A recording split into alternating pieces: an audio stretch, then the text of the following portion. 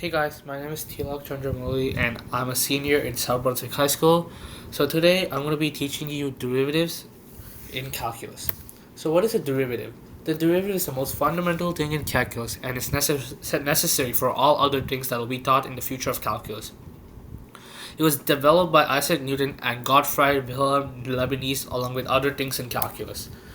So a derivative is the rate of change of quantity y with respect to another quantity x. So in your previous classes like in algebra or pre-algebra, you guys have probably learned how to find slopes. To find a slope, you take the change in y and divide that by the change in x, aka rise over run. That is what a derivative is, but it is called a derivative in calculus terms. So there are four notations for a derivative: dy over dx, f prime of x, y on with a dot on top, and d subscript x f of x. So the most common ones that are used in modern day calculus classes are dy dx and f prime of x.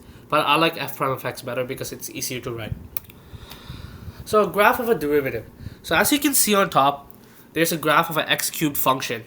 And at the relative maximum and minimum points, you see that the graph is turning around. That is where the derivative is zero, since that there's a horizontal asymptote as shown in the graph at the top point and the bottom point. So as a result, you can first start off by plotting those points on the graph. So since there's an x cubed function here, and at the relative maximum of x cubed and relative minimum, the f prime of x is 0. So you can plot that at that x point, f prime of x is 0. In the future, I'll be teaching you how to exactly plot where f prime of x is increasing and decreasing and all that. But for now, you just gotta know that at the relative maximum and minimum, there's a horizontal asymptote, and as a result, f prime of x will always be 0 at those x points. Thank you.